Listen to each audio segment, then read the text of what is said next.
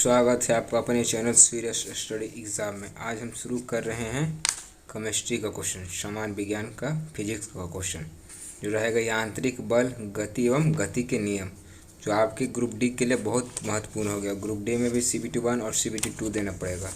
तो इसी के चलते हम लोगों ने शुरू किया है फिजिक्स का क्वेश्चन। आई होप से वीडियो आप लोगों को पसंद आएगा। तो चलिए शुरू करते हैं। पहला क्वेश्चन, निम्न में से किस राशि का मान स्थान बदलने पर भी परिवर्तन नहीं होता है? तो बहुत है द्रव्यमान। द्रव्यमान को आप चंद्रमा पर ले जाए, सूर्य पर ले जाए, कहूँ भी ले जाए, उसका द्रव्यमान में कोई चेंज नहीं आता है। अगला क्वेश्चन देखिए, लिखा हुआ भी RRB ALP टेक्नीशियन 30 तारीख 8वां महीना 2018 को पूछा गया था शिफ्ट 2 में, और ग्रुप डी में भी पूछा गया था क्वेश्चन। अगला क्वेश्चन, निम्नलिखित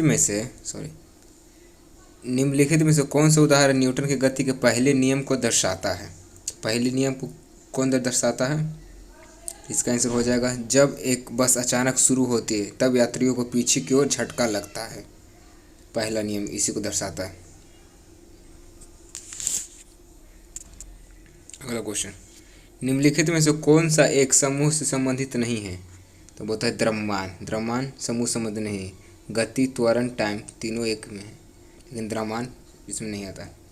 यदि हम पेड़ की शाखा को तेजी से हिलाएं तो कुछ पत्तियां पेड़ से अलग होती हैं। यह किसके कारण होता है? तो यह होता है जड़त्व के कारण। जड़त्व के कारण होता है। अगर यदि हम पेड़ की शाखा को तेजी से हिलाएं तो वो कुछ पत्तियां पेड़ से अलग हो जाती है। यह जड़त्व के कारण होता है। अगला, किसी वस्तु का द्रव्यमान का मापन किसका मापन कहलाता है? वो जड़त्व का मापन। देखिए कहाँ कब कब पूछा गया था। ग्रुप डी में भी उसी साल रिपीट हुआ था, 11 तारीख, 26 तारीख, 31 तारीख को। किसी वस्तु का द्रव्यमान को मापन किसका मापन कहलाता है? तो वो जड़त्व का मापन कहलाता है। बल समीकरण में F बराबर होता है ma। F बराबर होता है ma। अगला क्वेश्चन, द्रव्यमान की परिभाषा क्या है? द्रव्यमान की परिभाषा क्या है? इधर ऑप्शन है। द्रव्यमान की परिभाषा है किसी वस्तु में होने वाले पदार्थ की राशि को उस वस्तु का द्रव्यमान कहा जाता है। अगला क्वेश्चन, किसी पदार्थ के प्रति इकाई आयतन पर द्रव्यमान क्या कहलाता है? किसी पदार्थ के प्रति इकाई आयतन पर द्रव्यमान क्या कहलाता है? तो वो घनत्व कहलाता है। यदि किसी वस्तु का भार 200 न्यूटन है तो इसका द्रव्यमान कितना होगा? इसका द्रव्यमान 20 kg होगा। अगला क्वेश्चन, बल बटा त्वरण किसका सूत्र होता है? तो द्रव्यमान बराबर बल बटा त्वरण। बल बटा त्वरण द्रव्यमान। निम्नलिखित में से कौन सा त्वरण का मान को गुरुत्व के कारण प्रभावित नहीं करता है? तो वो तो द्रव्यमान। क्या बोले थे कि द्रव्यमान को आप कहूँ भी ले जाए, द्रव्यमान में कहीं भी चेंज नहीं आता है। 450 न्यूटन भार वाली लड़की का द्रव्यमान क्या होगा? तो होगा 45.9 kg। अगला क्वेश्चन, एक वस्तु का भार 980 न्यूटन भार है। यदि गुरुत्वीय त्वरण 9.8 मीटर पर सेकंड स्क्वायर हो तो इस द्रव्यमान को ज्ञात करें। तो इसका हो जाएगा 100 kg। किसी पिंड का संवेग 50 kg मीटर पर सेकंड है और वेग 5 मीटर पर सेकंड है तो उस पिंड का द्रव्यमान क्या होगा? तो 10 kg होगा। गति का तीसरा नियम और वेग के बीच का संबंध क्या कहलाता है? स्थिति। गति का तीसरा नियम और वेग का बीच का संबंध स्थिति कहलाता है। गति का दूसरा नियम क्या कहलाता है? तो संवेग। संवेग के नियम है गति का दूसरा नियम। अगला क्वेश्चन, न्यूटन के गति का दूसरा नियम क्या है? तो बल के प्रभावों को समझने में सहायक। न्यूटन के गति का दूसरा नियम। समीकरण F बराबर m में को न्यूटन की गति के किस नियम को रूप में जाना जाता है? तो दूसरा नियम। फोर्स बराबर मास इनटू एक्सेलरेशन।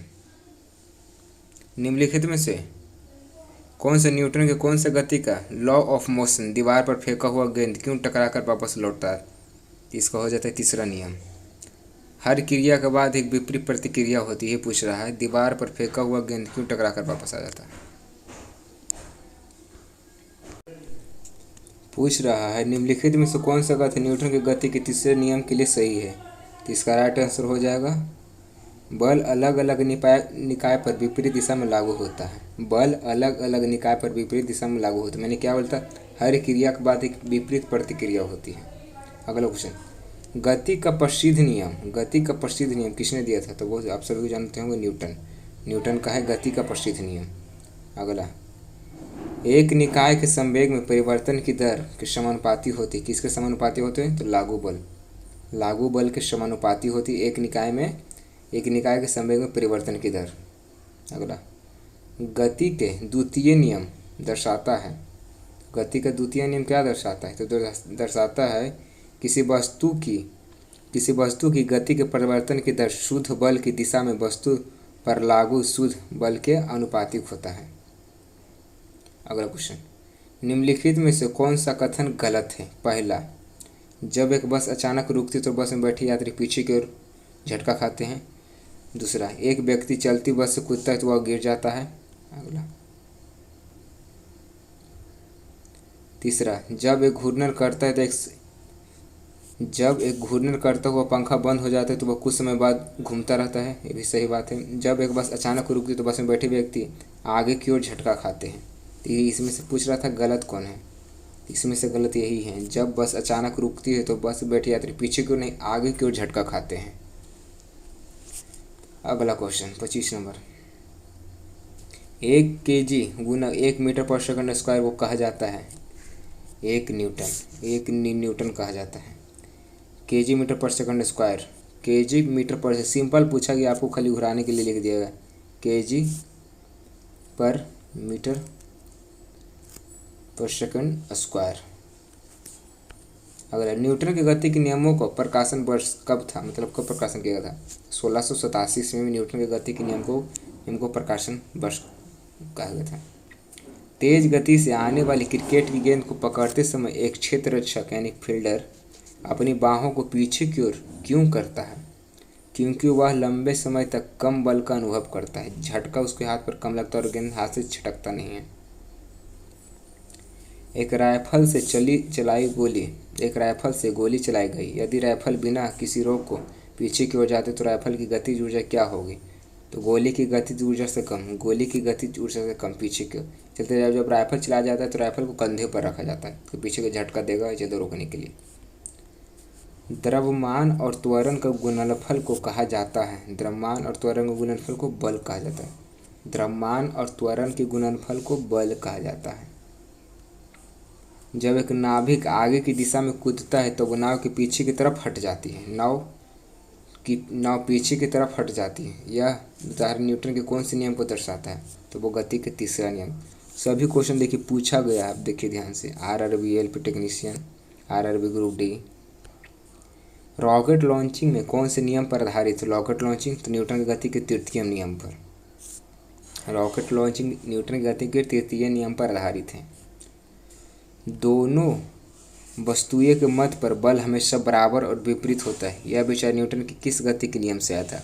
तो वो गति के प्रथम नियम से। पूछ रहे दोनों वस्तुएं के मध्य का बल हमेशा बराबर और विपरीत होता है, यह विचार न्यूटन के किस नियम के रूप में दिया गया था? तो न्यूटन के प्रथम गति के नियम।